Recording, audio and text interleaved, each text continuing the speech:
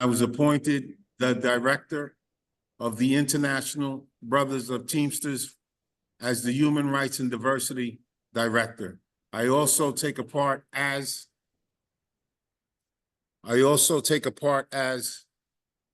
the director for the disaster relief. My assistant director is Mr. Ruben Torres, and my disaster relief coordinator is Renee Call. I'd like to thank everyone for taking their time to remember and to keep in their hearts Dr. King. We have two special people here today that will be presenting. We have Karin Jones from her department, which is training and grants. And I also like to give a shout out to Paul Trujillo. I'd also like to give a shout out to anyone else that's on, that's on here from the IBT. The second person I'd like to thank is Mr. Eric Arnesen. He's going to also do another segment for us. So with that being said, I'd like to give a special thanks to Matt Hignan. He is the principal officer of Local 728. I'd like to thank him for allowing us to be here and to march Monday for Dr. King's march down here in Atlanta. I also like to thank the executive board of Local 728.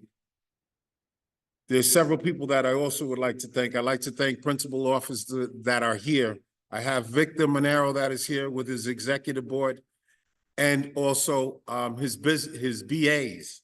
I also like to give a special thanks to Chuck Stiles. I love you, my brother. There's so much that you have done. You have been in partnership with the HRDC. I'd like to thank you for allowing us to be here. There's one last thing I'd like to say, a thank you.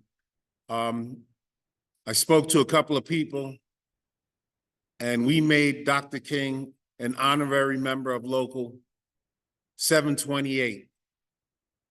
And it's been a pleasure because a lot of people don't know the history that he worked hand in hand with the Teamsters for civil rights.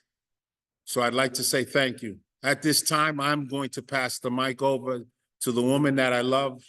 She's, everybody refers to her as the history lady, but no, she has brought so much history to the Teamsters. I'd like to say thank you, and thank you to Karin Jones.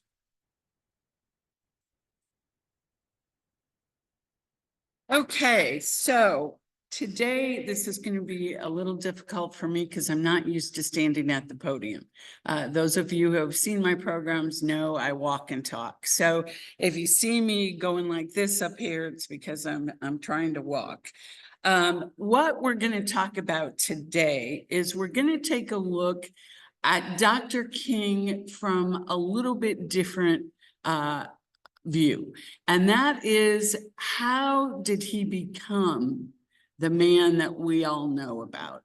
How did he grow up? What were his experiences that brought him to the place that we remember him best as? So we're going to go through that. I've got some slides on that. As usual with my programs, if you have any questions, you can jump out and do that. We are live streaming, so we will have folks online too that may have questions. So Lauren or Paul, if you can hear me, you'll need to sort of translate those to me because I can't see them. But we will go through at the end as well to answer any questions that might come up. Everybody good with that? Okay, all right, let's see how well I do standing still. Okay, so this is a quote that comes from the early civil rights days, but has been modernized a little bit by the young woman who did the poems at the inauguration of the president, Amanda Gorman. And she says, "We will not be turned around or interrupted by intimidation, because we know our inaction and inertia will be the inheritance of the next generation." And that's important for us to remember, because when we think about the civil rights movement, we think about, the Montgomery bus boycott or the activities in the 60s. And then things sort of die off for a while, and you've got a whole crowd of young people that don't really know anything about it. And then we get a revival of it, and with folks like Amanda. And what it's important to remember is we have to always be on guard, because as we know, many of those things that were fought for in the 60s, they're trying to take away. The Voting Rights Act and all kinds of things that we worked very hard for. So we have to stay vigilant. We can't be turned around, and we have to make sure that our young people know this history and know it well. And again, Coretta Scott King is talking here about, we remember the holiday for the courage that Martin Luther King had and the harassment that he endured. But we keep marching and protesting, even though he is gone, even though it is still difficult and there are still many hurdles to get through. Now, Dr. King, after he died, some of the more radical actions and ideas faded into what I call non-threatening memories of a call to brotherhood. Everybody, remembers that I Have a Dream speech. Everybody remembers, him marching with the school kids. But people forget how hated he had been and how well he understood what he was up against, but he kept going on anyway. We celebrate his ideals, but do we really take time to know him and how those principles were developed? It's almost like it's become, a cardboard cutout. Oh yeah, it's MLK Day, blah, blah, blah. And what are they doing on MLK Day? The same thing they do on President's Day. They're trying to sell you a mattress.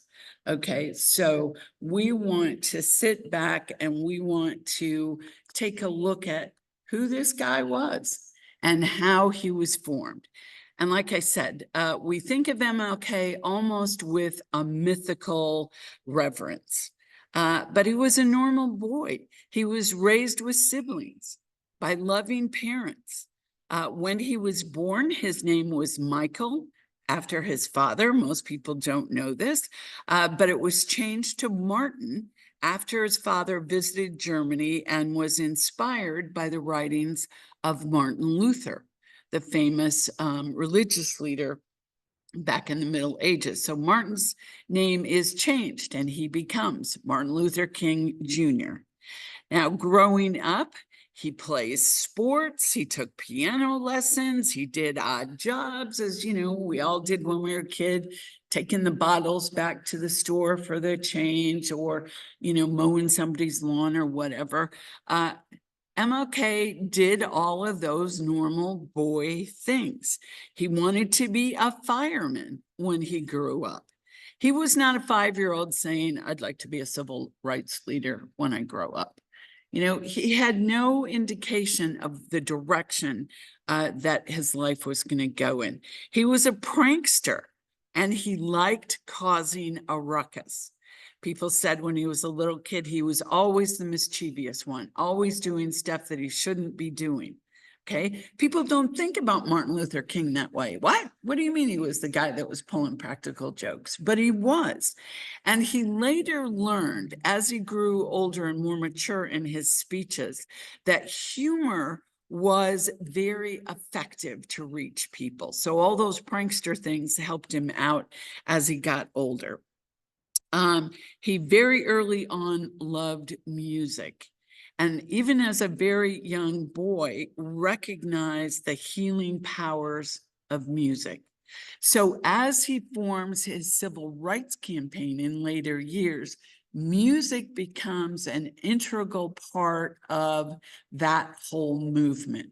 And if you've never seen it, if you have a passport for PBS or you ever watch PBS, there's actually a documentary that they did, and it's called The Sound of the Civil Rights Music.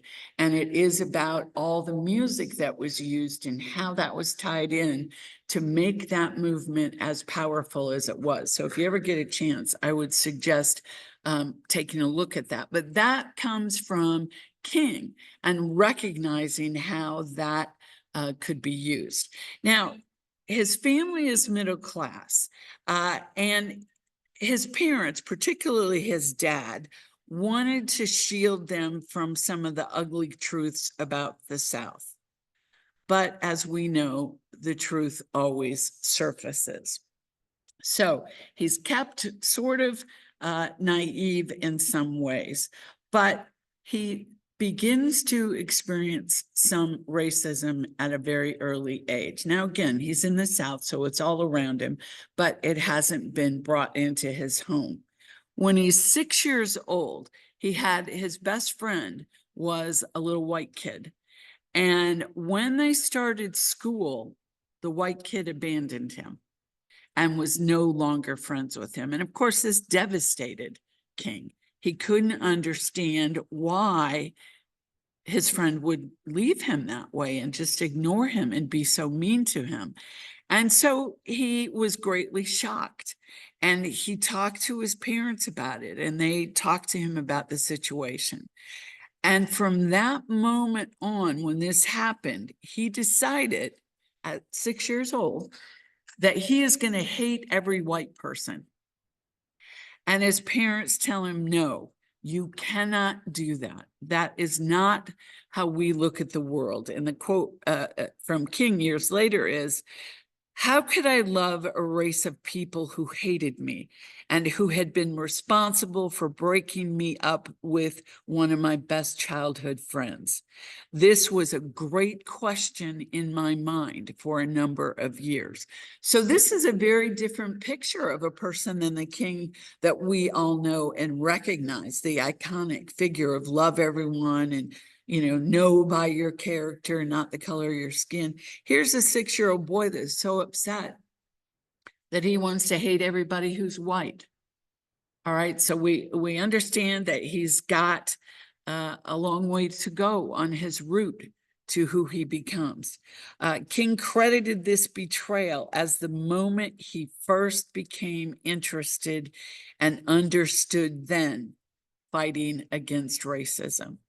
Okay, so this hits him at a very young age.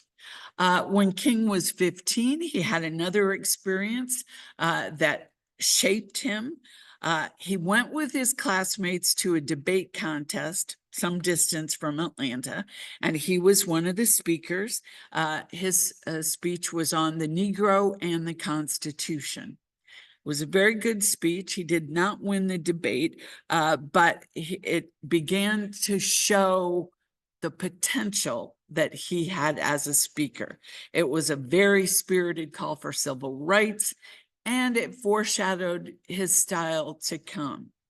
However, what really shaped him was the bus ride home. When they were going home on that bus, the students that were coming from the debate on the way home were asked to move because white patrons got on the bus. And he balked. He didn't want to move. And like I said, some of that had been shielded from him by his parents. And so he balked. He was like, wait a minute, I shouldn't have to move. And he didn't move fast enough. And so there were threats to him, and there was name calling. And finally, his teacher had to convince him, look, we just need to obey the law. You just need to move to the back of the bus. He never forgot that night. And as he says, I barely kept my anger at bay for 90 miles that night, and it would never leave my memory. It was the angriest I have ever been in my life. So again, here you've got an experience that begins to shape the man that he is going to become. He resented very much the chains that America had shackled to him by making him be at the back of the bus. And he realized at that point that you don't count, you're a nobody. And that stuck with him as he planned his life from that point on. He begins to understand the struggle of others. And here comes a little turning point for him in his development. Now, like I said, as a young kid, he's hating all white people. But he starts to learn the inseparable twin of racial injustice and economic injustice. And this becomes very important to him later in life. During his teens, he worked in the summer at a factory that hired both blacks and whites. His father was opposed to doing this. He wanted to shield his son. He didn't want them to be around people that pushed the oppressive conditions. But Martin went ahead and took this job. And as he worked those summers there at that plant, he started to realize that poor whites were exploited just as much as poor blacks were.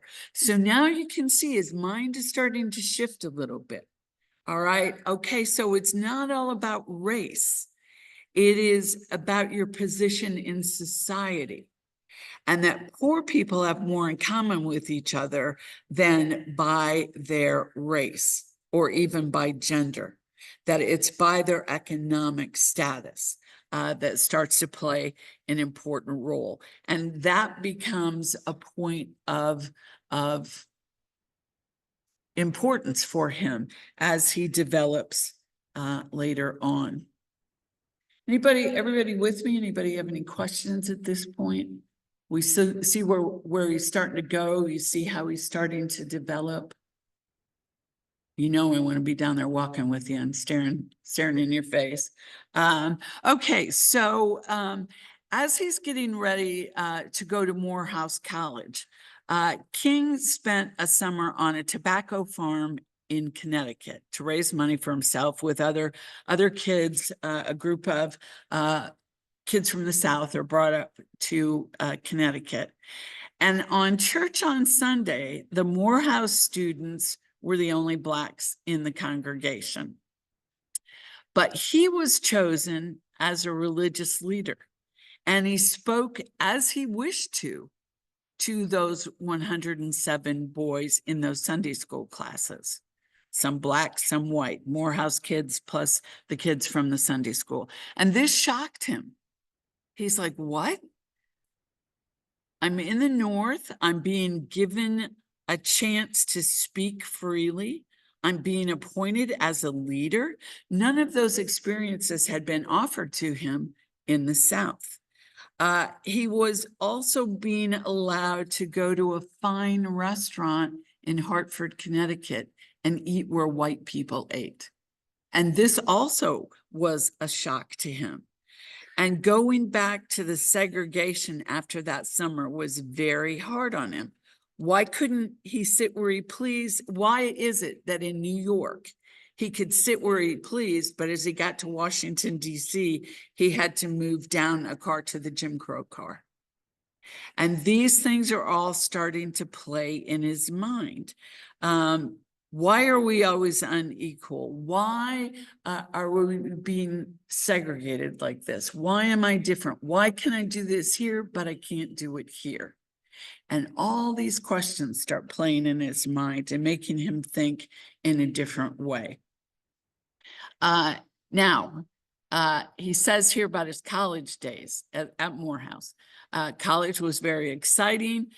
There was a free atmosphere at Morehouse, which is a historic black college that he goes to. And it was there that I had my first frank discussions on race. He enters Morehouse at 15 because he's smart. He skips some grades. He gets himself in school early on. But he gets there and he's shy and he's lonely. He's younger than everybody else. He's always been kind of shielded. He doesn't know what to make of of the discussions. He doesn't know what to make of himself. He's not sure what he feels. So this is really unique for him. But he begins to make friends because he's social. And again, he's got that sense of humor. And he begins to do normal college things. He danced. He went out with friends. He flirted. He was, however, an unexceptional student. He was characterized by teachers as an underachiever. All right. He says in different things I read, he'd rather be playing pool or dancing than doing his studies. And of course, that is very different than the picture that we have of him later on. But here he was, normal college kid, doing the fraternity things, having fun, not paying much attention. He was very smart, though, and he was really intellectually unsatisfied at what he perceived was the narrow-mindedness of the Southern Black church that had a lot of influence on the college. He studied sociology, and he considered going into either law or medicine. He's not thinking about social services or civil rights or anything along those lines at this point. He's looking at pretty traditional life. But even as his studies progressed, he still did not plan to follow in his father's footsteps. And that was always a pressure that was put on him, that he would become a preacher, that he would, take over his father's church, that he would be a religious leader. And he doesn't always feel that way about his faith. Hopefully I'm not going to lose my voice here. He wasn't always steadfast in his faith. He is trying to decide if he believes the same way as his fathers and others around him did. Do I look at God the same way they do? Do I look at our role in the community the same way they do? He wondered if religion was more of a show that people put on as opposed to something really meaningful. What are we doing for these folks? Is this something that really matters? Are we digging down deep? Are we getting into the heart and soul of people, or are we just entertaining them? Okay, so these are all things that are going through King's mind as a young man. And he says, I was embarrassed by the emotionalism, all the shouting and stomping in the Black church. I don't like that. That's not me. That's not what I want. And of course, he comes to change that. Thank you. As he gets older, he also starts to struggle with social constructs, such as that bus incident. Now, he's not afraid to ask questions and question everything that he had been taught. And it even starts to get him in trouble because he asks too many questions. At the age of 13, the young age of 13, he shocked his Sunday school class by denying some of the basic tenets in the Bible. The doubts are springing forth, and you can imagine his dad is probably freaking out. This kid is supposed to follow in my footsteps and be a preacher, and here he is questioning the Bible. And when people hear these things, I've done this program once more, and people are astounded that this young person, melds into the civil rights leader that we imagine. But as time goes on, as we all know, those years in college, those young adult years, you question everything and you start to make choices and you start to figure out maybe who you are and being able to bring different thoughts together. And that's what happens with King. He begins to change his perspective a little bit. He took a Bible class from one of his professors, George Kelsey, and he was inspired to use that as a medium for social justice. He starts to see this can be a tool a way to reach a lot of people. In working with organizations that were trying to make justice, racial justice, a reality, he's able to reach out and get some white people as allies by using a little bit of that religion. And so that helps him. By graduation, King has decided that social action was his calling and that religion was his best means towards that end. So he doesn't have a religious calling maybe in the same way his father does. But as he starts to become more interested in social justice and racial inequality and economic inequality, as he's having these discussions at Morehouse and they're starting to look at the world, he starts to realize he's got some tools in hand that he can use. He also is becoming more confident in his ability to be a leader and to speak to groups, which is going to be very important. As I said, when he started out at college, he was shy, he was lonely, would not speak in groups. So this is something that he has taught himself. He has forced on himself, if you will, as he starts to recognize what its calling is. He knows that he has to improve in those areas and has to kind of step forward. So he goes on to theological seminary. It's called Cozier Theological Seminary in Pennsylvania. Now, the difference here at the theological seminary is that now he's an excellent student. He realizes that it is a means to an end and he better pay attention, and that he needs to learn the message and he needs to learn how to share that message and tie it to his thoughts about social justice. Now, Cozier was the first integrated school that King had ever attended.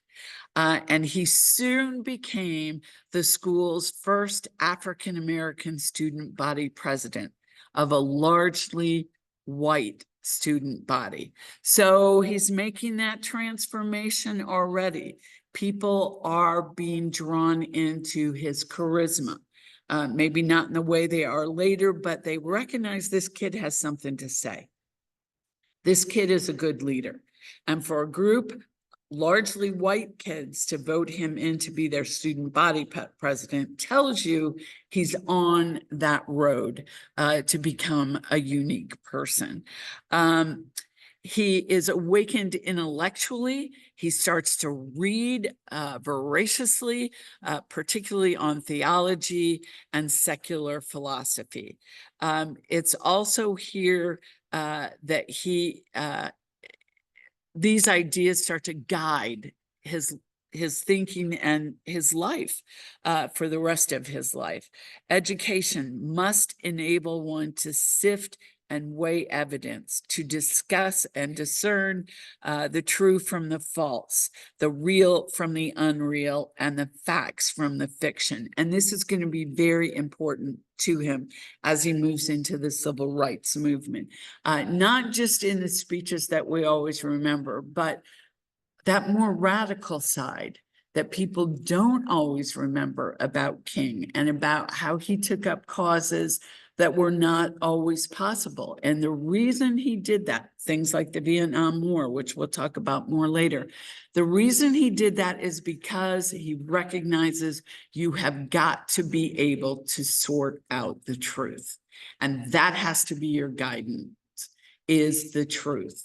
No matter what is going on, you've got to be able and use your brain and use what you know and your senses to figure out what is false and what is not. And so as the Vietnam War comes along, he uses that as a tool, and he recognizes right away that a lot of the propaganda that's being put out is not true and is not feasible. So that's where he gets some of his more radical ideas. He studied Marxism, and he figured out that neither Marxism nor capitalism had the answers, but uniquely, because he touches on Marxism when he's in graduate school in later years, that is why the FBI and other places thump him with the title being a communist. All right, because he studied that in his theology schooling. That's all that is based on, but they use that as a negative hook against him for much of his mission in the civil rights movement. Doing okay? Questions, thoughts? Marxism is communism. Karl Marx was sort of the founder of communism. Now, Marxism is a little bit different than communism, but that's what started it all. The idea that everybody's equal, that there should be no haves and have-nots, that everything in society should be doled out equally. And as King finds out, that doesn't have all the answers. Look at the problems that came into play with Russia of things not being available and so forth. And capitalism certainly isn't the answer either. And if you look at capitalism today, you can really say that because, you know, we've got Elon Musk and all these people up here and everybody's sinking lower and lower. Below that. And King got that very early on that, okay, we got to look for something in the middle here because these two extremes are not answering the question of social and economic injustice. So that those studies are what led him to different thinking, but he's slapped with those titles as if it's very negative. Now, this is something that most people don't know about King.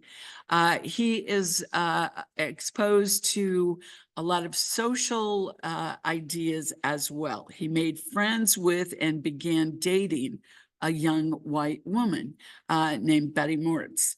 They did not hide it, and no one seemed to be bothered by it. Now, this is in the late 1940s, early 1950s.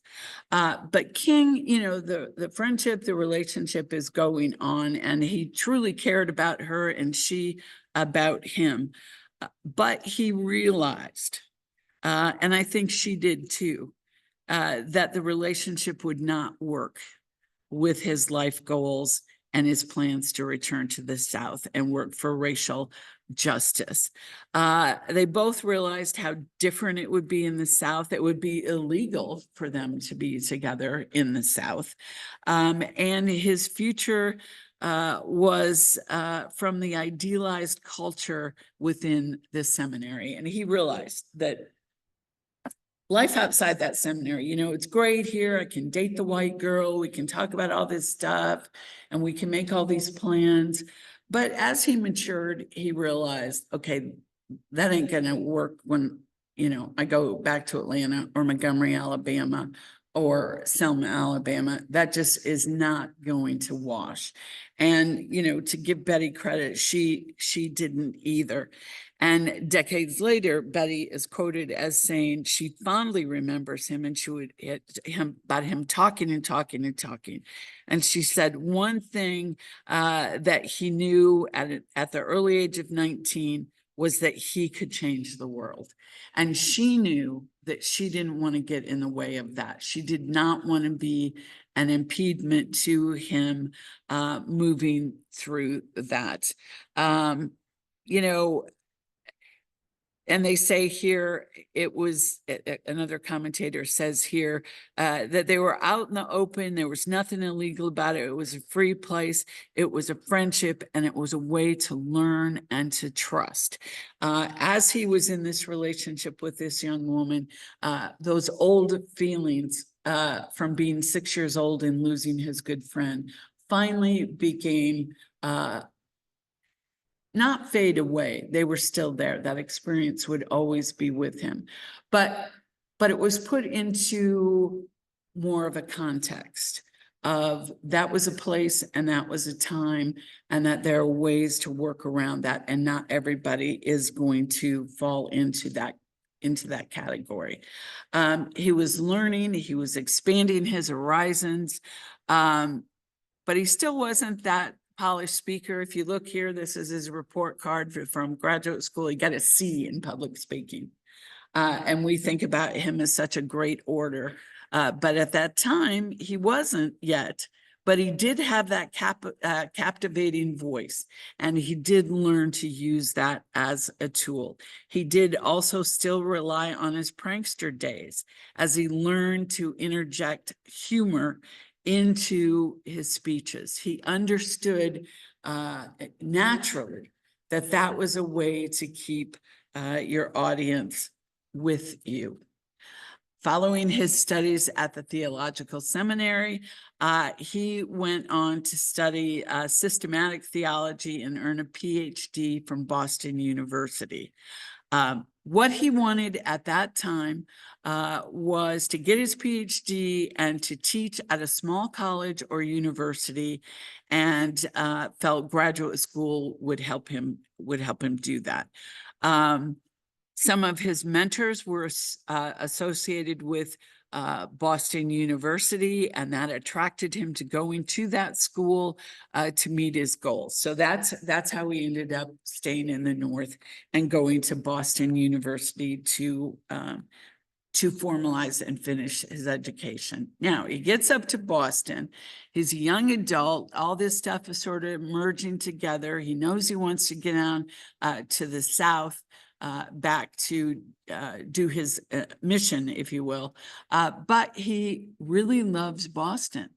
And he starts to look at it as his second home, because it is where some of the rough edges were rubbed off of him, where he starts to feel confident in himself and what his message is going to be and what he can do. As his old girlfriend Betty said, he started to understand that he had the power to help change the world. And that was something that he wanted to do. And so he enjoyed his studies, his work, his friends in Boston. And a big thing happens in Boston. He meets this young woman named Coretta Scott. All right. And their first date was over the phone. All right. So not so different than internet dating today. At the time, Scott was studying opera at the New England Conservatory for Music and hoped to be a concert singer. And King here says she was a mezzo-soprano, and I'm sure she would have gone on into this area if a Baptist preacher hadn't interrupted her life. Because she sees what King is starting to do, she gives up her dream to follow his. And they very much become partners. The picture at the top, he comes back to Boston years later and is speaking and talking about his love for that city. And here again, you see how he's just a normal young man. He's a member of the Alpha Phi Alpha fraternity. There he is with his fraternity brothers. There he is on a date with his new girlfriend, Coretta. And life is, pretty typical for a young man. Although in the back of his head, he knows something is different. All right. And sometimes in history, and some of the more mystic folks talking about history, talk about what they call our drop-ins. Someone in history who so unlikely, comes from an unlikely background, suddenly comes to the fore of history and changes history. And a lot of folks say that Martin Luther King is one of those people, that Abraham Lincoln was one who was marked to be put in history at that time to make a difference. As unlikely as his background and his upbringing was, that person was brought in. Another person that they say is a drop-in was Mikhail Gorbachev, that he was brought in to bring about change. And so that is kind of the thought on Martin Luther King. And I think that King had an inkling of that feeling himself, especially in his later speeches when he talks about his plans and his mission. Now, on Coretta, I want to say that she was most often referred to as his wife, and after his death as a widow. But the thing that people need to understand is that they were a team. She was his partner. She refused to leave the city during the Montgomery bus boycott, even though, there were threats against them and their family. She stayed, in the city. And she said to her father-in-law when he tried to get her to leave when trouble was coming, she said, "You don't understand. I may be married to Martin, but I'm also married to the movement." And therefore, she felt that her place was with him at all times. Now, King cited 5 important mentors in his life. One was Howard Thurman, who was a philosopher, a theologian.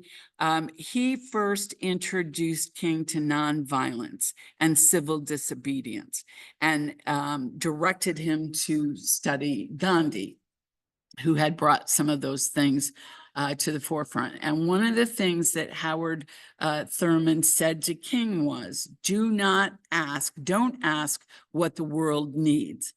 Ask what makes you come alive and go do that. Because what the world needs is people who have come alive and who will make a difference. And that's a very different way of looking at things. Not to go and do what you think is needed, but do what you love, because what you love will push you to the forefront of bringing change. Another one of his mentors was Benjamin Mays. He was the president of Morehouse College. He was a lifelong mentor. We talked about him briefly before. King considered Mays to be his spiritual mentor as well as his intellectual father. And it was Mays who taught him how to integrate the importance of history into his speeches. So that is somebody who really has a lock on the way that King moves. Vernon Johns was another. He was a pastor and activist who had served at the Dexter Avenue Baptist Church. When King became the pastor of Dexter Avenue in 1954, the church's congregation was already prepared for a religious leader who understood the importance of activism. So Vernon Johns sort of paves the way for that young preacher to come in and say, yes, we are going to be involved in the community and we are going to follow what needs to happen in community action. Another one was Mordecai Wyatt Johnson. Mordecai Johnson was the first Black person appointed as president of Howard University in 1926. Now think about this. This is a historically Black university that was never allowed to be run by Black people until 1926. All right. And Mordecai Johnson is the first one who as serving as that president, and he serves as that president for 34 years. King was inspired by him. He was inspired by Johnson's speeches and his teach. Yes.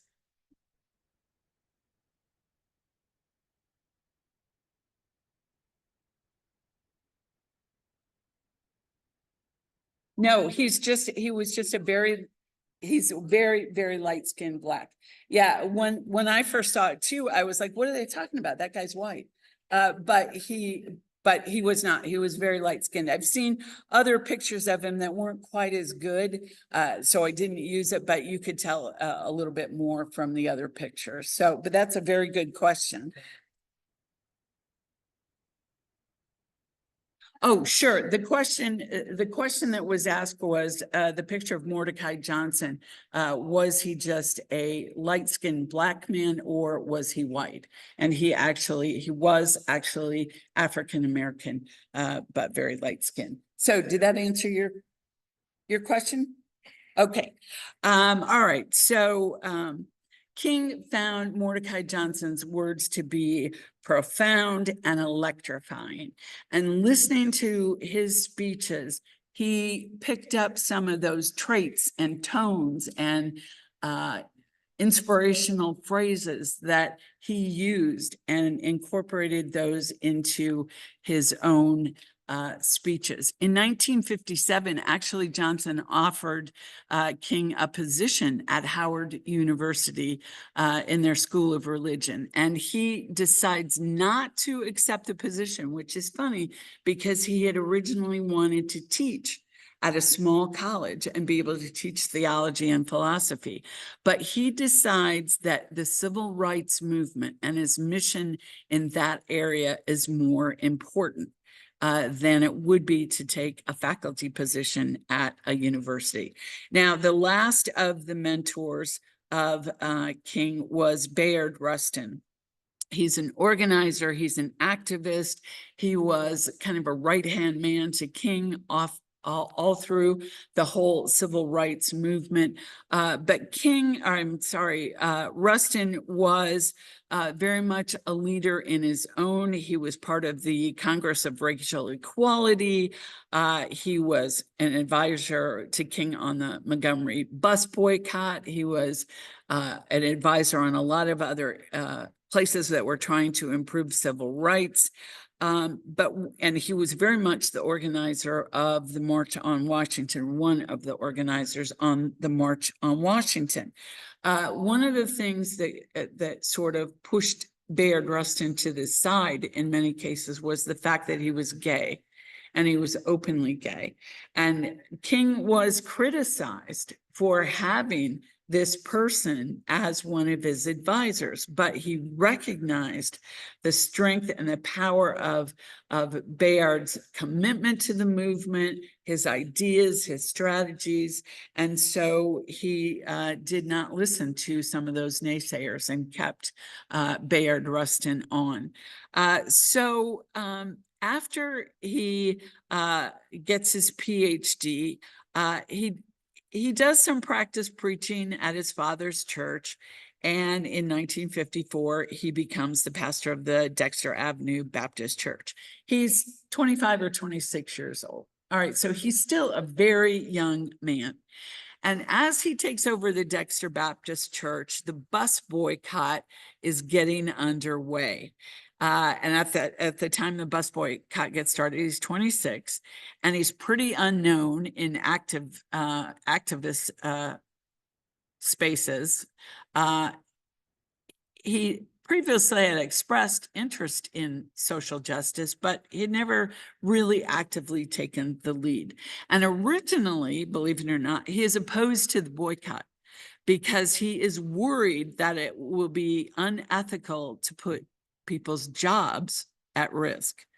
But he finally realized the ultimate goal behind the protest was to bring attention to the plight and bring some changes. He volunteered to use his church's basement as a meeting spot for the boycott organizers. Well, next thing you know, he's being elected as their first president, basically because nobody else would take the role. So they're like, well, Pastor, you're here, so you're going to take it on. He wrote his very first public political speech in less than a half an hour. They're like, not only are you president, but gee, we forgot to mention you're going to have to make a speech. So he runs in the back and he writes down his very first speech, and there he is. It's a turning point and a test of strength and courage. He's unable to sleep after receiving a threatening phone call once he begins this boycott. And so he went into his kitchen and he thought about his wife and his now baby daughter, that they could be taken away from him at any moment. They could be threatened. And he's like, I'm not sure my family signed up for this. I don't know if this is how I want to go. So he begins to pray. And this is the prayer that he says that night in his kitchen. And I won't read it all to you, but he's talking about how scared he is and that I'm weak, I'm faltering, I'm losing my courage. Help me. People are looking to me for leadership. And if I stand before them without strength and courage, they too will falter. I'm at the end of my powers. I have nothing left. And I'm at a point where I can't face it alone. And it seemed as though I could hear the quiet assurance of an inner voice saying, Martin Luther, stand up for righteousness, stand up for justice, stand up for truth. And lo, I will be with you even until the end of the world. He hears this, he feels this. And almost at once, my fears begin to go. My uncertainty disappeared. I was ready to face anything. And that moment marks the beginning of Martin Luther King as we know him. It was simple, it was quick, it was unexpected, it was a revelation, it was something in his own heart and soul, and a connection that said to him, you can do this.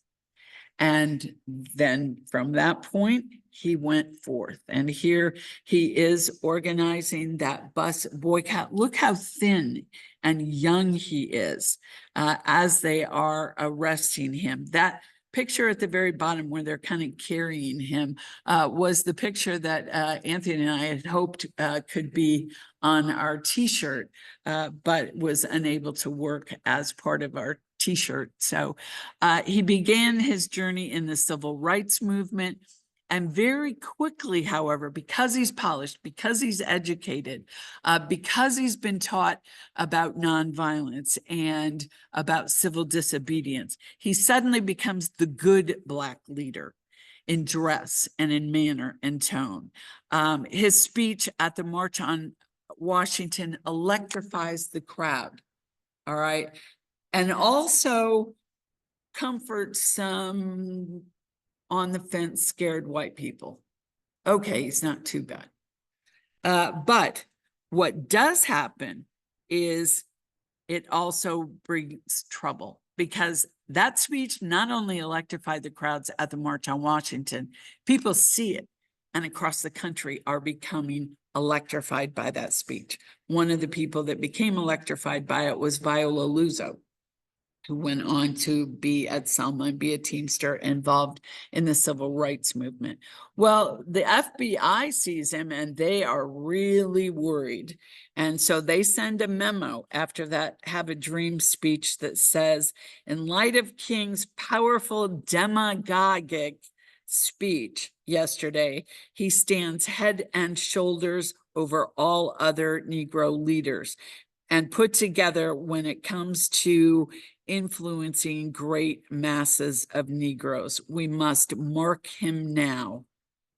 All right, we got to keep an eye on this guy because he could be trouble. And he was. He moves on, speaks out, speaks truth. He received global honor for his work in helping with social and economic justice. He's still the youngest man to ever receive the Nobel Peace Prize. He spoke at over 2,500 events and gave hundreds of addresses every year. His collected works include Stride Toward Freedom, Where Do We Go From Here, Why We Can't Wait, which all document the rise of the civil rights movement in the US. One of King's most controversial addresses was Why I Am Opposed to the Vietnam War. That was recorded on vinyl and earned him a post-mortem Grammy for the work he did on that album.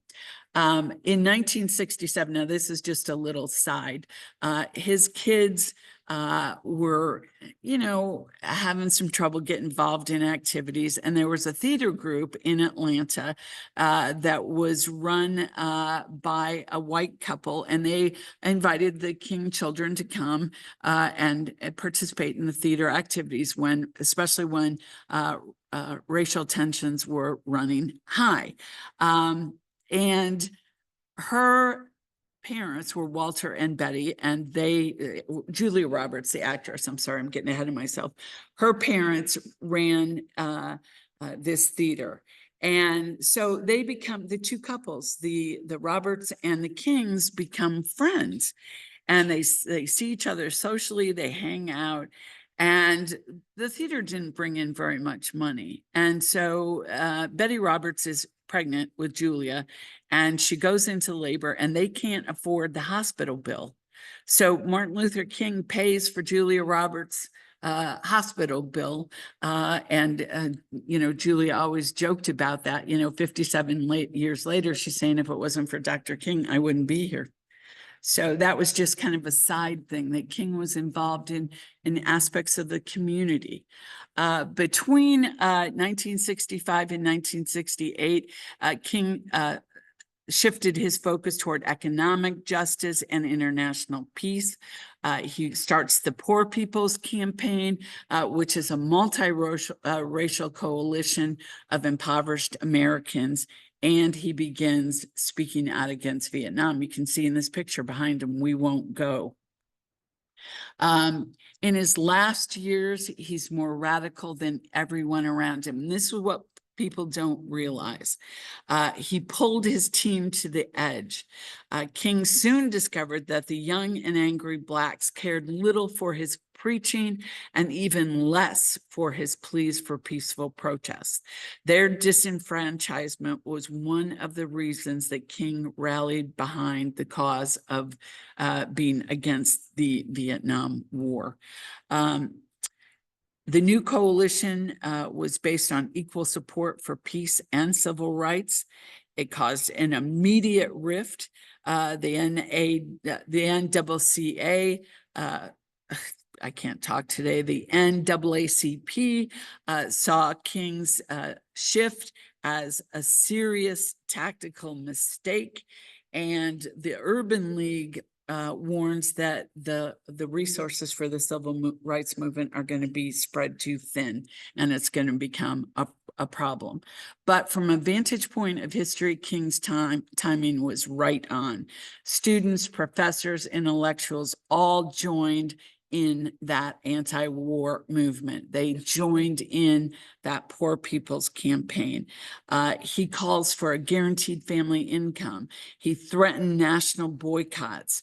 He spoke of disrupting entire cities with camp-ins. You know, all this is in mind as he's trying to bring about social justice. He wants to do a Poor People's March in Washington, D.C.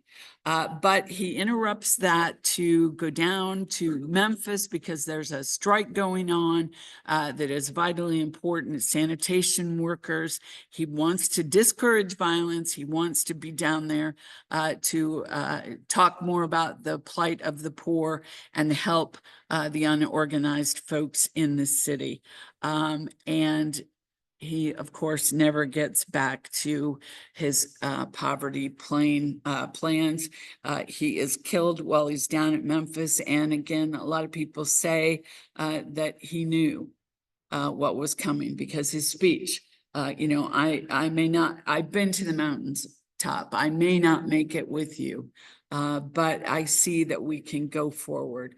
And that was his last message. And of course, when he is killed, there's of course a week of violence.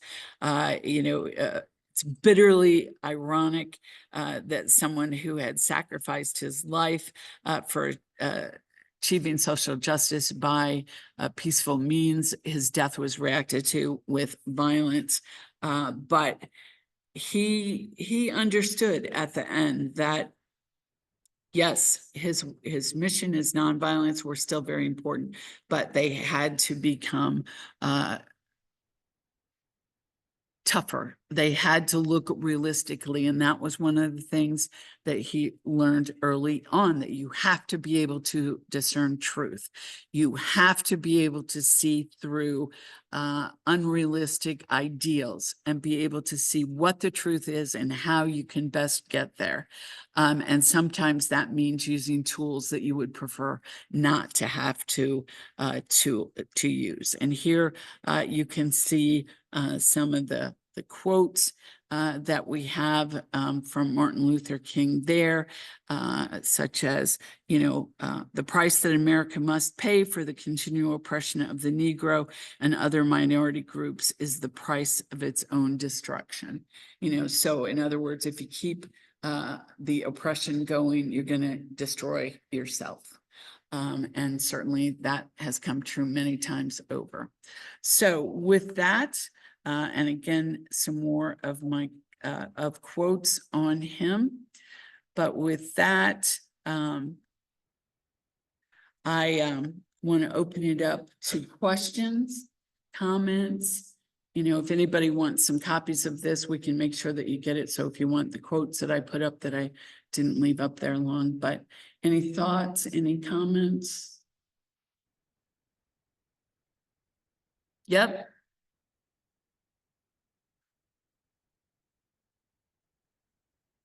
Oh, hey, I love doing this stuff. So somebody in the back had a question? Yes.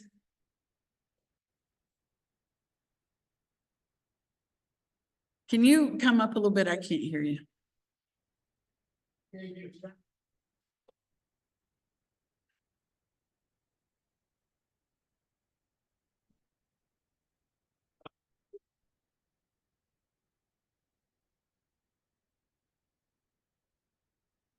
I paid friends with, two of the state strikers. Yeah. Yeah, come on up. They're here to make the ball. I don't need.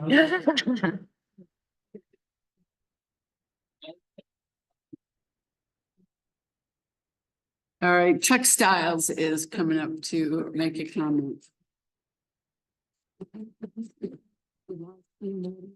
Yeah. So, yes, I will. Yes, I will, Ruben. I didn't realize that. There you go. Thank you, Karen. So yeah, Chuck Stiles here. I'm a solid waste division director out of DC, a 40-year member of Local 728 here. I just want to say on Dr. King, I had the pleasure of meeting two of the 1968 strikers and became friends with them and their families. So I was able to go through what Karen was saying, the real tribulation. I grew up in the South, okay, my whole life. In 1968, to be a black man and stand up and doing what they were doing was unthought of. It really turned over the apple cart. It really did. But I want to say this, and I know where's the sisters that I was with early this morning from 135.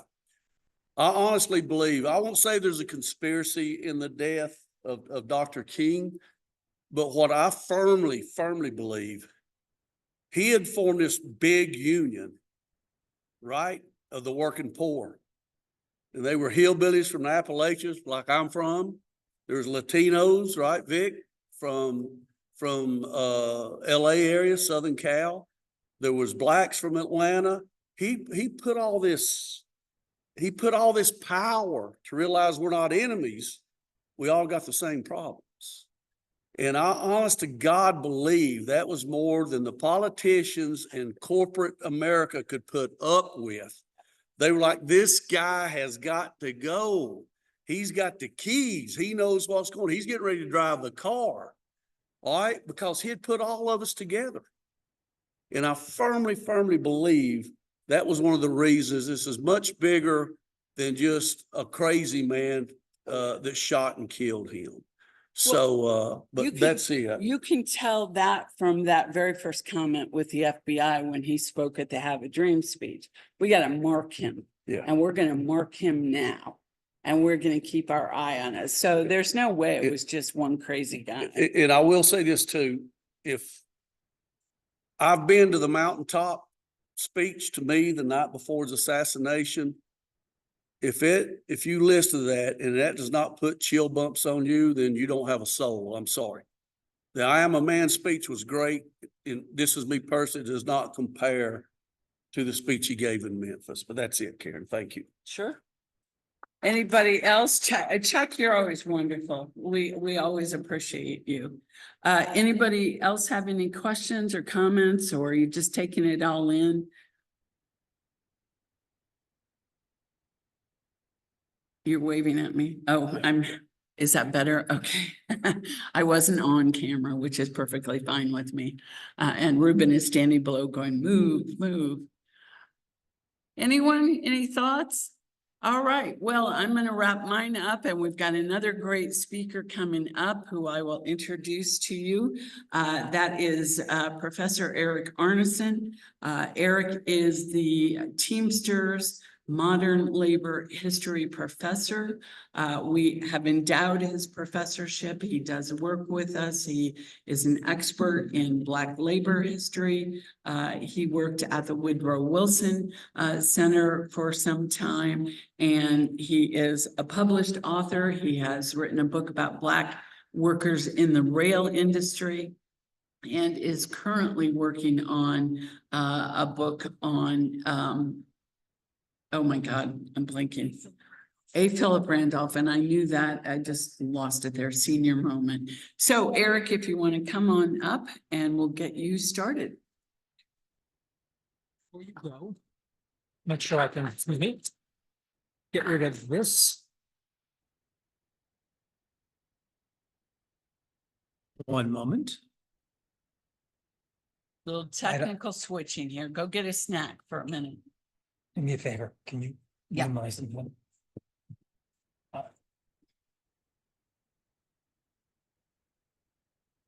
Well, come on. What about escape? Go. All right. Good afternoon, everyone.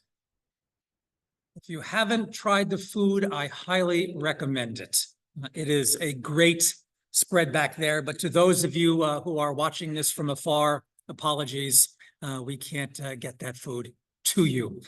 So I want to thank the folks who organized this, from the HDRC, from the local here. It is an absolute pleasure to leave Washington, D.C., to come to the Atlanta area, to talk to you, to follow the great Karin Jones, to continue the story about civil rights in the 1950s and 60s and the legacy for today. So I have to say at the outset that the civil rights movement is a subject that I have been studying and working on for, well, decades, actually. And this is something of a challenge for me. When I lecture on modern U.S. history, 1945 to the present, my bread and butter class at the George Washington University, I devote roughly 5 lectures of 75 minutes each to the subject that we'll be talking about this afternoon. I also teach a seminar in modern civil rights history, so I've got 14 weeks, and that's an hour and 45 minutes a week to cover this same material. But now I've got what, like 45, 50 minutes to get through some of the basic points about the civil rights movement and its history from the 1950s through the end of the 1960s. So I have to leave a great deal out of this story. So let me, hold on one second here. All right, I am having trouble already. How do I get this going? There we go. So on this slide here are a series of postage stamps that the U.S. Postal Service has put out that encapsulates in one picture some of the highlights of the modern civil rights movement of the 50s and 60s, taking us from the 1954 Brown v. Board of Education Supreme Court decision through the passage of the Voting Rights Act of 1965, some things that we'll be talking about over the next number of minutes. I want to begin with a very simple question, and maybe it's self-evident, but I think in these times it is worth revisiting and dwelling upon. And the question basically comes down to, what did the civil rights movement actually accomplish? This is something that I work with my students on a regular basis. It's not always clear that they know at the beginning of the class. So some of the basics. By 1964, 1965, the movement had overturned the legal foundation of the segregationist order, of the foundations of Jim Crow in the United States. It was responsible for destroying that legalized segregation. The 1964 Civil Rights Act enshrined this into law. And by the following year, 1965, it effectively ended the legal disfranchisement of most Southern African Americans, and it paved their way for the fairly rapid enfranchisement in the years that followed. And this was enshrined into law by the 1965 Voting Rights Act. And lastly, in the words of the theology professor and sometimes political activist and occasional presidential candidate, Cornel West, the movement's major accomplishments included what he called the transformation of everyday life, especially the elimination of terror as a primary mode of social control, and that's quote unquote, in the South. Violence never disappeared completely, not at all. We get frequent reminders, alas, that it has not, but its prevalence and its intensity did decline dramatically. And I think that point about the ubiquity of terror being lifted, part of the day-to-day social control, is a solid one that deserves to be in that list of accomplishments. A next logical question might be, when did the civil rights movement begin? So it's a chronological question. And I think much of what we understand about the modern civil rights movement can be traced to the influence of an absolutely fabulous documentary film series, the Eyes on the Prize series that came out parts 1 and parts 2 in the 1980s. And this documentary film series that initially was broadcast on PBS and can still be found occasionally in schools offers us to what we in the history business call the Memphis to Montgomery narrative, a story that begins with the 1955-56 Montgomery bus boycott and ends with the tragic assassination of Dr. Martin Luther King Jr. in Memphis in 1968. Now, I should point out that this series really is an excellent one. The documentary footage is phenomenal. The interviews with participants are poignant. It is one that I would highly recommend to everyone. And it's a framework that highlights the role of Dr. King. On this slide here are 4 volumes by the journalist turned historian, award-winning historian, Taylor Branch, that refers to this period of time from the mid-50s to the late 60s as the King years. Now, over the past number of decades, historians have recognized quite clearly and in considerable detail that there's a broader cast of characters whose labor fueled the civil rights movement and whose courage and energy made that movement possible. Karin, in her remarks a little while ago, highlighted a number of key influences on Dr. King. These folks were leaders and activists in their own right, and one could do an entire course or multiple courses in biography and autobiography that focuses on this much broader cast of characters. Here on this slide is but a small sampling of the many biographies of that much larger cast of characters. Now, I should point out, with regard to the Eyes on the Prize Montgomery to Memphis narrative, that while on the one hand, it's an important and useful way of thinking about the civil rights movement, on another level, it can be misleading or distorting. Yes, the modern civil rights movement can be said to have begun in the mid-1950s, but the emphasis that I want to place in that last sentence retroactively is on the word modern. The civil rights movement did not just spring out of nowhere. It did not just come out of the blue. It drew upon, it rested upon a much longer rich tradition of Black protest and civil rights activism in both the North and the South. And over the past number of decades, historians have been substantially revising our understanding of the modern movement, finding its roots in the activities of countless activists and organizations from the late 19 teens into the 1930s and 1940s as well. There was protest and resistance after the First World War. There was the activism to free the Scottsboro defendants in the 1930s. There was the National Negro Congress, a more radical challenger to the NAACP in the late 1930s. You go into the World War II era, there is the March on Washington movement, the battle to desegregate the armed forces in the late 1940s. And these are just the highlights, and one could even say the tip of the iceberg.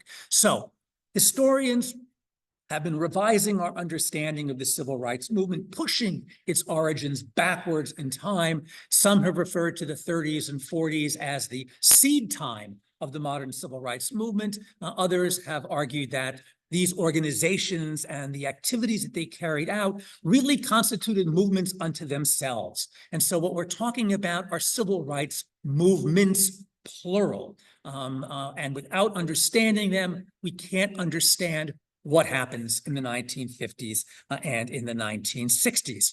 And on this slide here, I offer a small sampling of what we now call the history of the long civil rights movement.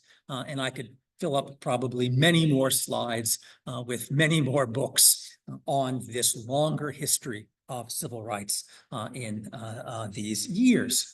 Okay, so the question remains, why a new movement, and how do we account for its emergence in the mid-1950s? And when this movement did burst on the scene with the Montgomery bus boycott in 55, 56, well, as my friend David Chappelle, the historian, not the comedian, once noted, it caught most white Americans very much off guard, or as the scholar Richard King similarly put it, the civil rights movement in the mid-50s was a great surprise to many, many people. Why? Why did it take until the 1950s, and especially for the 1960s, for a movement that we today recognize as responsible for challenging and toppling Jim Crow to emerge? And so this is where the immediate context comes in and helps us understand why the movement emerged when it did and why it ultimately triumphed. First, there was a broader ideological climate, the international situation. The Second World War pitted the Allied powers, ostensibly the democratic powers, plus the not so democratic Soviet Union, against the powers of fascism, powers that had made racism, racial hierarchy, notions of racial superiority, core components of their worldview. And in the larger battle, the ideological battle, the United States opposed racism forcefully, even if it sanctioned it here on the home front. So the war against fascism abroad was in a certain sense a war against racism. And racism, or at least its more, or rather, at least less crude, more respectable variants became not so fashionable or less fashionable. I don't want to stress this point too much because racism persisted and was still a very powerful driving force, but still within certain circles, political, academic, scholarly, religious, in some of these circles, it became less fashionable, less credible, more problematic. And then there were developments in the fields of science and biology, genetics, anthropology that led to the questioning of the notion of racial hierarchies altogether. And even the concept of race came under scientific scrutiny and attack. You can look at many American newspapers or texts from this period of time and say, but racism is very much in evidence, absolutely.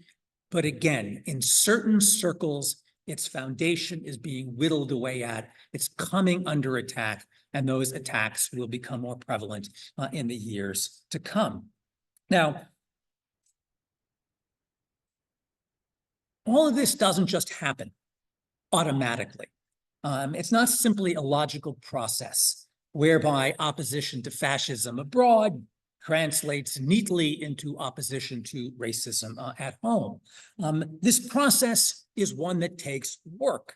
It's the product of concerted effort on the part of African Americans and their white allies. And the slogan double V during the war, victory over fascism abroad, victory over racism at home, captured the sentiment, a spirit of activists who insisted that this war being fought abroad was actually being fought on multiple fronts. It was being fought overseas, yes, but there was also a war at home taking place.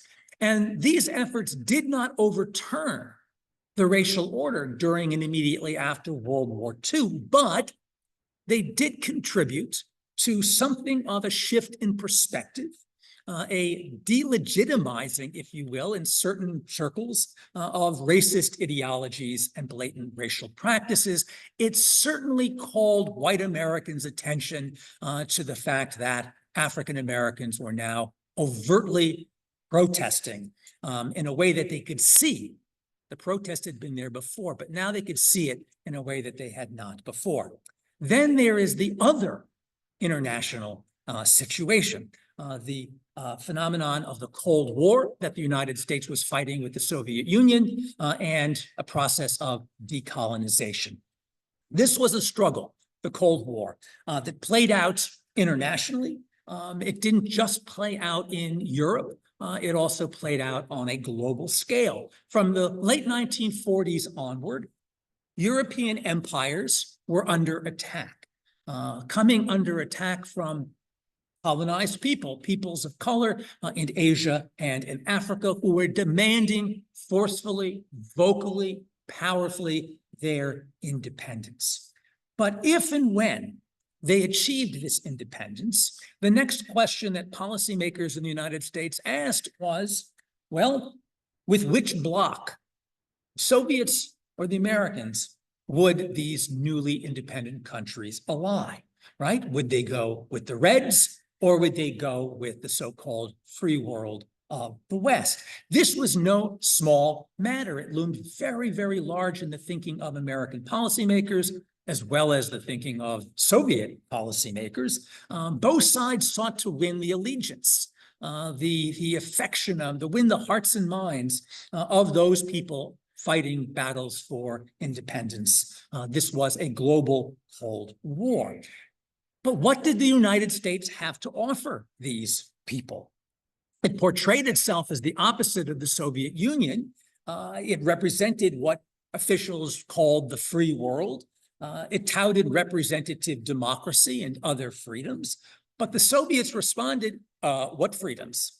The United States deprived its own populations of color, people within its own borders, of basic civil, political, and human rights. And the Soviets paid very close attention to the unfolding civil rights movement in the United States and the often violent responses to it. So lynching, race riots, and the like provided the communist bloc with fuel for their propaganda fire. American racism was exploited by the Soviet Union, or rather, they pointed it out.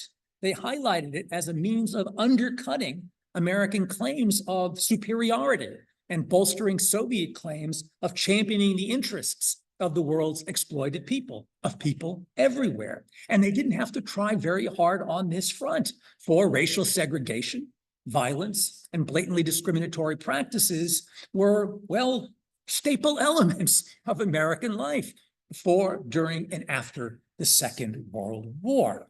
And these reflected very badly on the United States. It weakened the country's claims to being the defender of democracy, to being the bastion of freedom. And it allowed civil rights activists to argue, and to argue, I think, effectively, that discrimination in the United States hurt the country in its struggles with the Soviet Union, that the struggle for civil rights in the US was a democratic and patriotic struggle that would strengthen, not weaken, the country. So to an extent, they absorbed the language of the Cold War into their rhetorical arsenal, turned it around, and made it a weapon against America's racist practices, a weapon against Jim Crow. And this was particularly important and consequential given this larger context of decolonization, as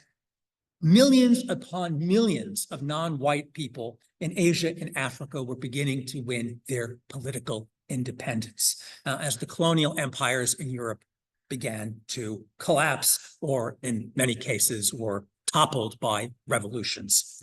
Civil rights activists saw the movement in America as, quote, part of the revolt of colored peoples of the world against the old ideas and practices of white supremacy, unquote. James Baldwin once poignantly put it, all of Africa will be free before we can get a lousy cup of coffee. To repeat, in the battle for influence, the competition between the Soviets and the Americans, America's internal racist practices won the United States. No friends abroad in this context. What this meant was not that the Truman, Eisenhower, and other administrations lined up squarely behind the civil rights movement. That didn't quite happen, but it meant that these political leaders were somewhat more sensitive to the so-called race question. And they recognized that looking the other way or leaving things alone in the South could have negative international implications in the fight against communism, rendering them more, at times, not always, but at times, sympathetic, or at least less unsympathetic to the civil rights movement. So that adds into the mix. Then there's the role of the mass media. The emergence of the modern movement in the mid-50s coincides with the maturing of mass culture in the United States, the rise of television as a powerful medium. What this meant was that the civil rights movement could now project itself, literally, onto the entire nation, to the public outside of the South. It could render visible what had been previously invisible and hence ignorable, the terrors of everyday life for Southern African Americans. And it helped them to, quote unquote, stir the conscience of the nation. So the brutality that Southern African Americans experience regularly could now be made crystal clear to the rest of the country. And the photographs and the television footage that showed Southern white policemen in mobs attacking nonviolent Black protesters who were demanding not revolutionary change, but simply the rights ostensibly guaranteed to all Americans. This was powerful stuff at the time. So together, this is how I see the context, the setting of the stage for the emergence of the modern movement. So let me very quickly run through some of the highlights of the modern movement as it unfolded. The NAACP is a central player in setting the stage. In the mid-1950s, it was not a mass movement per se. Its staff relied heavily upon legal action. It pursued a strategy through the courts, through lobbying Congress, and the like. It took aim directly at racial segregation. The notion that separate but equal was in reality separate and unequal took it on in multiple forms. The system of segregation was everywhere in the South. It governed virtually all aspects of public life, mandating separate seating on public transportation, streetcars, railroads, at railroad station, at soda fountains. There are separate parks, separate schools, and so forth and so on. It was in the realm of public education. NAACP attorneys argued that segregation would be most vulnerable, and that's where they struck the hardest. And the court case that, well, shocked the nation and to a degree put race squarely and unavoidably on the political agenda was the Brown v. Board of Education of Topeka, Kansas, one of the landmark cases in 20th century law. Decided in 1954. And on May 17th of that year, the court issued a ruling that, quote, in the realm of public education, the doctrine of separate but equal has no place. Separate educational facilities are inherently unequal. Any language in Plessy v. Ferguson, the 1896 decision that put the words separate but equal into common parlance, any language in Plessy contrary to these findings is rejected. This was a bombshell. It was headline news across the country. School segregation banned, read one headline. Segregated schools outlawed, said another.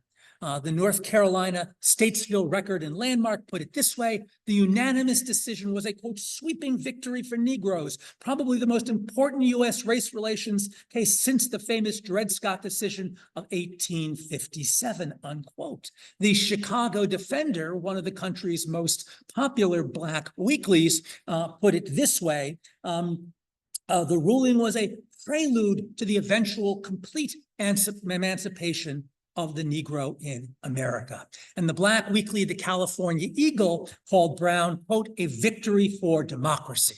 Historians looking back at our time and at this location will undoubtedly mark May 17, 1954 as the day when segregation was dealt a mortal blow. Well, we all know that the story didn't exactly turn out the way that these headlines and editorialists predicted. Brown had not been it was a case that did not deliver a decisive blow against Jim Crow. It was not exactly a prelude to the complete emancipation of the Negro in America. No question it was important. Its implications would soon become very clear. But at least initially, not all that much happened. The Supreme Court's implementation decision basically was a go slow. All deliberate speed meant there are no timetables. And so white Southern school districts dragged their heel. Virtually no desegregation actually took place. But the court decision was inflaming for many white Southern communities. Court ruling means war, shouts Dixie. There were predictions that human blood may stain Southern soil.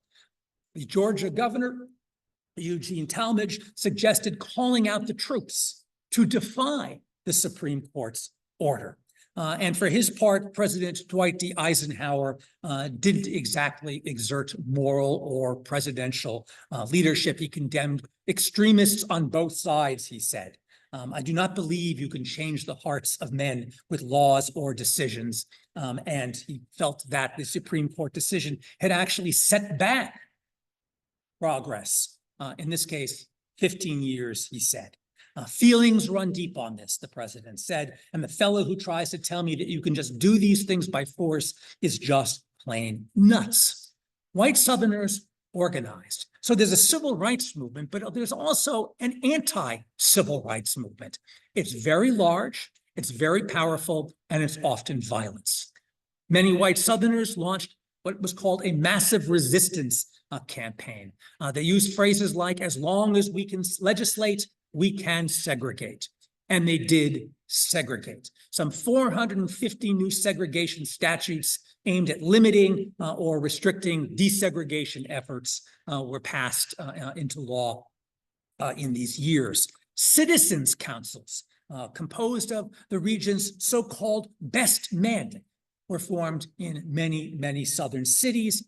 The express purpose was to stop school desegregation and other Black gains. And they resorted to propaganda, yes, economic pressure, violence, terror, intimidation. African Americans seeking loans could be denied them by banks. Plantation workers who were active in civil rights could find themselves evicted and out of work. African Americans holding public jobs like school teachers could similarly find themselves unemployed. And citizens' councils in southern states pursued the NAACP with a vengeance. They aimed to put it out of business, and they succeeded in kind of doing so, at least in many cases, by passing various laws, making it almost impossible for the NAA to operate. As one political scientist put it, a reign of terror was hurled against the proponents of Black freedom between 1955 and 1956. Okay, so it is in this context, one of massive white resistance to the Brown decision and to any and all civil rights initiatives, that the Montgomery bus boycott burst into the scenes in 1955 and 1956. Now, this is an event, a campaign that has been enshrined, enveloped in mythology. Many students encounter it in high school or earlier in their classes. It's referenced occasionally in popular culture. The mythology has a very tired seamstress, Rosa Parks, one day simply too weary, refuses to give up her seat on a segregated bus in Montgomery. This is late 1955. Tired seamstress refuses to give up seat. This is a misleading picture. I quote, "The portrait of Rosa Parks as some simple woman who accidentally got caught up in a great political event is a complete distortion," the historian Charles Payne once noted. She had spent her entire adult life looking for a way to make a difference. And indeed, she was a political activist. This wasn't her first protest. Is that a hand back there? Oh, no. Without my glasses, I can't see very far. Okay. So she had spent much of her adult life crusading on behalf of civil rights in Alabama.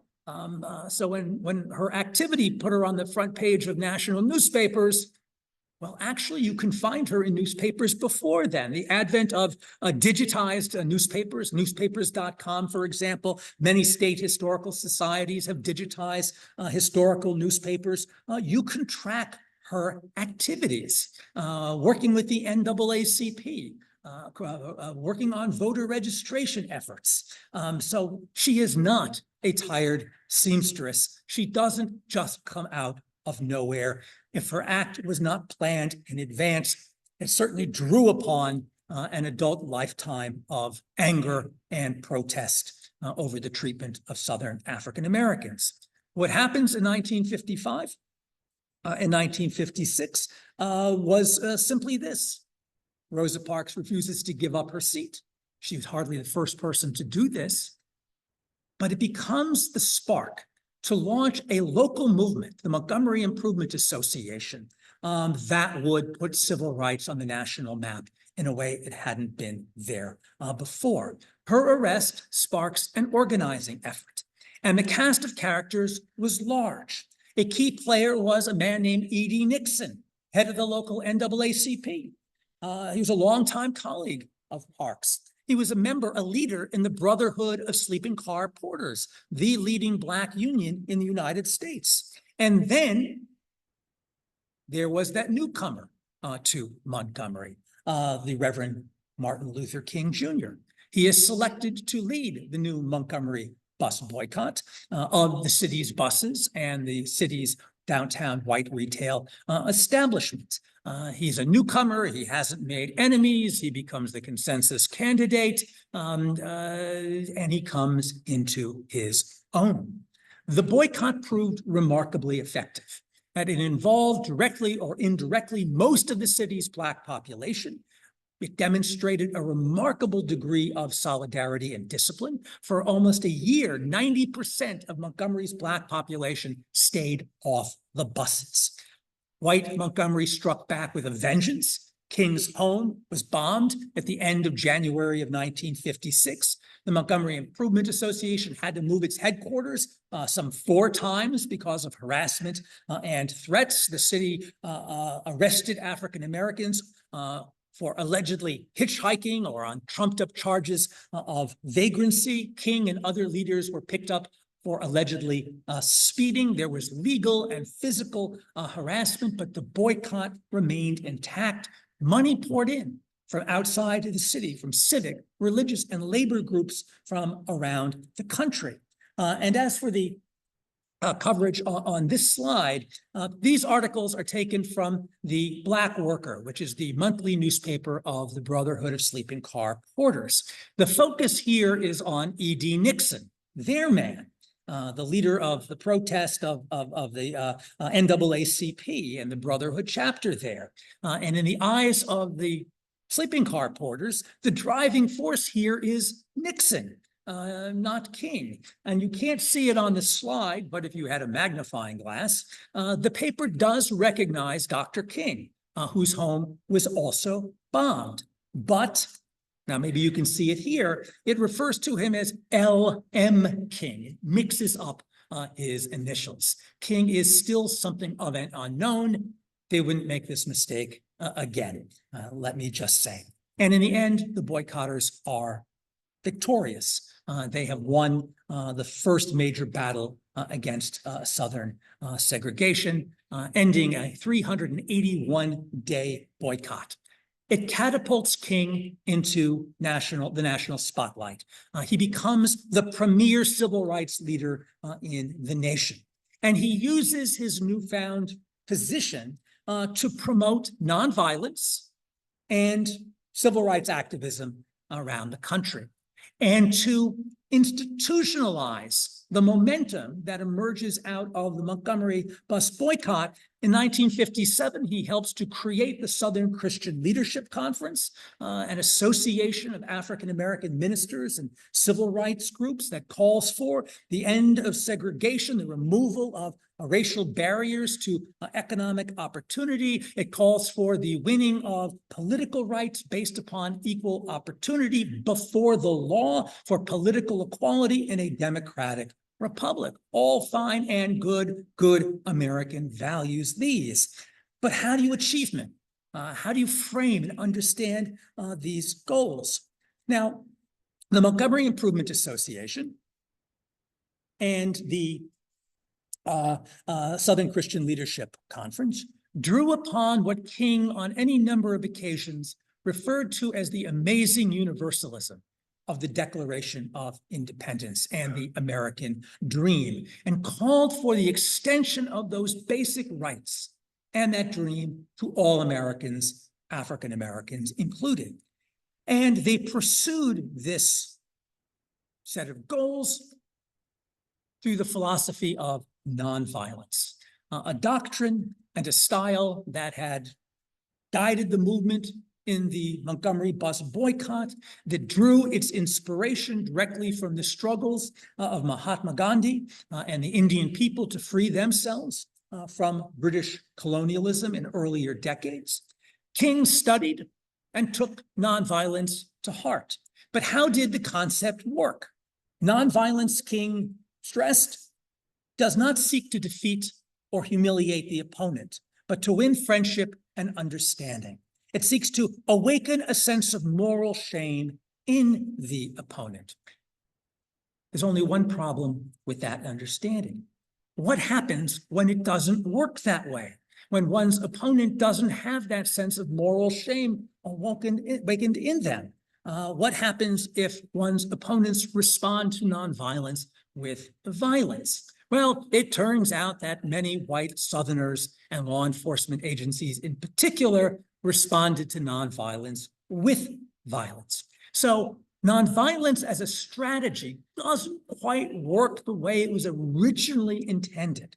It would not awaken that moral shame in the opponent, at least not until later. So how do you accomplish your end?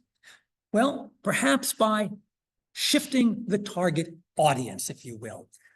Given the intransigence, given the reaction, the target becomes outside forces. forces that then could intervene in the South and impose change. So if you fail to win the hearts and minds of Southern segregationists, then maybe change needs to be imposed from without. And so the idea is to get the federal government to step in and do something about it. And the movement does this in part by achieving favorable and extensive news coverage aimed at forcing the hand of the government. Only federal intervention could bring about the changes that they desired. Okay, so how does this happen? And so here's the very quick version of this story. 1960, February, a small group of Black college students in North Carolina, well, kind of reignite the movement when they staged a sit-in at a lunch counter in Greensboro, sparking what one historian called one of the largest of all Afro-American protest movements.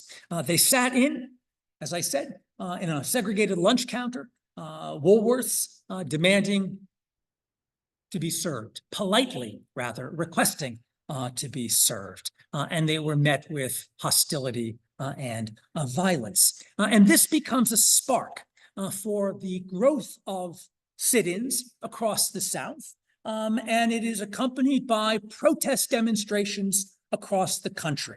Some 50,000 students and young people participate in sit-ins in 1960 and elsewhere in the North, the Midwest, and the West. New allies of the civil rights movement emerged and picket those companies whose Southern offices or Southern restaurants were denying Black customers service. The sit-in flurry subsides somewhat. Ella Baker, formerly of the NAACP, then with the Southern Christian Leadership Conference, another one of that large cast of characters who are absolutely important. Without recognizing them, we can't really understand how this movement became what it became. Ella Baker advised young protesters and said, you need an organization of your own. And thus was born the Student Nonviolent Coordinating Committee, SNCC, or SNCC for short. And she insisted that SNCC maintain its independence and not become the youth wing of any existing movements. One of the first projects that SNCC undertook were the Freedom Rides in the South, a project that had been launched by CORE with the express purpose of violating segregation statutes in the South. CORE assembled teams of Black and white riders. They leave Washington, D.C. in the spring of 1961. They arrive in Alabama. They are met with angry mobs at terminals. Their buses are stoned. Participants are beaten and jailed. And this is a iconic photograph of Freedom Riders encountering undisguised white hostility, the firebombing of a bus outside of Arnesen, Alabama in May of 1961. Well, CORE calls off the demonstration, SNCC steps in and continues the Freedom Rides in the South. Hundreds are arrested. They adopt a jail, no bail strategy. They fill up local prisons. The idea is to strain the resources of Southern communities. The process led to very intense bonds being formed between those who are incarcerated and or subjected to the violence. And they keep the issue alive, much to the dismay of the new Kennedy administration, which finally steps in behind the scenes to regain control here. And the Kennedy administration helps to engineer a cooling off period. It's none too pleased by what is taking place. They see the Freedom Rides as making the president and the United States look bad in the eyes of the world and in dealing with the Soviet Union. If I had all the time in the world, I would have much more to say about all of this. But at least initially, the Kennedy administration does not come off looking very good, and it has more than its share of critics amongst civil rights activists. What the administration does is to help shift the student protesters' energies toward voter registration work, which the administration believes will be less confrontational, less subject to overt violence. It might result in the enfranchisement of more Black voters, which could then help the Democrats and the Kennedy administration. This creates tension within SNCC. Some believing they are being manipulated. So some continue to work on direct action, others continuing to work on voter registration work. And they quickly discover that voter registration work is not very safe either. And it too is accompanied by tremendous violence. The Kennedy administration might think it's not, but civil rights activists themselves discover that it very much is a dangerous opposition. And this is a picture of John Lewis, the SNCC leader, who was being arrested for the umpteenth time for engaging in voter registration work. Let me say a few words, my time is running out here, about the March on Washington in 1963. This is a demonstration that brought 250,000 protesters to the nation's capital. They gather in front of the Lincoln Memorial. This is the largest single demonstration in American history up to that point in time. People come by chartered buses, trains, planes, countless cars. Unprecedented numbers of Black Americans and some whites arrive to protest. And for a brief moment, they capture the nation's attention. Now, not everyone was pleased that this was taking place. Many of America's white daily newspapers denounced the protesters, predicting violence and disaster. The Washington Post's editor, Agnes Meyer, warned that there would be catastrophic outbreaks of violence and bloodshed and property damage. And you can go through the daily newspapers of the period and find more than a little opposition to this peaceful demonstration. Well, we know how it all ended. This was a smashing public relations success. There was no violence. The march sparked no political backlash. Over the years, it's attracted considerable attention. It's enshrined in Americans' consciousness. This is the occasion of Dr. King's "I Have a Dream" speech that seems to summarize for most, well, many, if not most Americans, what the civil rights movement was all about. That's a problem if that's all that Americans remember about either the march or Dr. King's larger agenda. The king that gets celebrated often on his national holiday that is coming up tomorrow, or during Black History Month, or during anniversaries of the march, is a king that is to a certain extent pulled out of time. Karin talked about this a little while ago today, about the king of the "I Have a Dream" speech, the king of universal brotherhood, becoming our image of King and the civil rights movement agenda. This removes King from history. It kind of strips King's radical edges and more radical critique from our historical memory. I should also point out the March on Washington itself is often reduced to this speech and or this individual. This is from Time magazine on the 50th anniversary of the march. One man, one march, one speech, one dream. And I tell my students, if any of you ever put that down in an essay on an exam or a quiz or in a paper, I will return that assignment with a failing grade saying you haven't done the reading, you haven't been coming to class. There was far more than one man. There were, in people's minds, multiple marches, many speeches, and many different dreams on display. The march's own title was the March on Washington for Jobs and Freedom. And it's the jobs component, the economic component of civil rights that has been left by the wayside in common rendering of of the 1963 march. Well, I could go on all afternoon, but I think I was just given a cue to wrap up. I hope this has whetted an appetite for civil rights history for those of you who don't have it, for those of you who do. I hope this inspires people to read more, watch other documentaries, to delve deeper into the subject. Civil rights has a messy history. It is a powerful history. It is a fascinating history. And I would argue it is a history that is more important than ever for the times in which we live today. Thank you.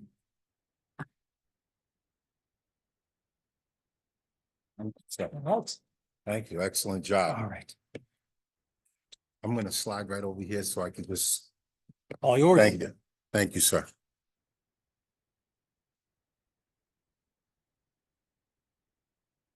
Thirty seconds. Yes, please do. Teamsters were at the March on Washington. The labor dimension is very important. Unions organize significant contingents, the UAW, the United Electrical Workers, the teachers, the Brotherhood of Sleeping Car Porters, and the International Brotherhood of Teamsters.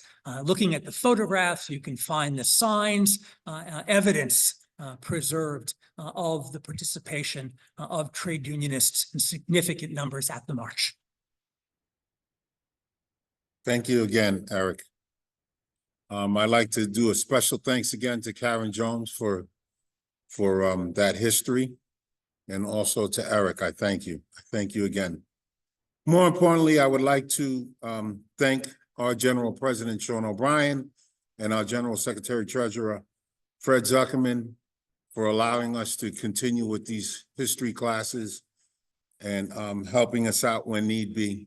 More importantly, I want to thank everyone that came out for this beautiful weekend in remembrance of Dr. King. And I'd like for everyone to remember that, you know, we shouldn't just celebrate him once a year. We should celebrate him every day, you know. And I want to read this insert, if you just give me 2 seconds. I have a thing in my, I have a paper in my office, and it says here, and this was written by Dr. King, in our glorious fight for civil rights, we must guard against being fooled by false slogans, such as right to work. It is a law to rob us from our civil rights and our job rights.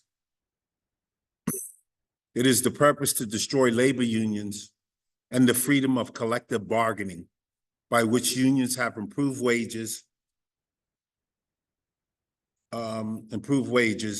and working conditions for everyone.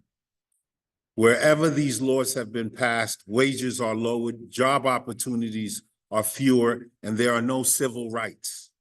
We do not intend to let them do this to us. We demand this fraud to be stopped. Our weapon is our vote. So please remember that. I'd like to thank again. My name is Anthony Rosa, Director of Human Rights and Diversity, and I would like anyone that was listening today that took the time out of, you know, their busy schedule to be with us. I thank you again and have a blessed day.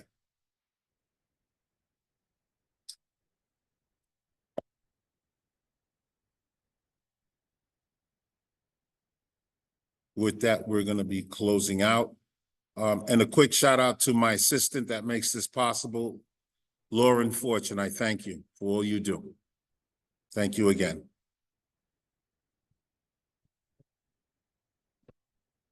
If anyone wants a copy of this, please go in the chat and you can see the link that's there so you can get the recording. Thank you, Newport.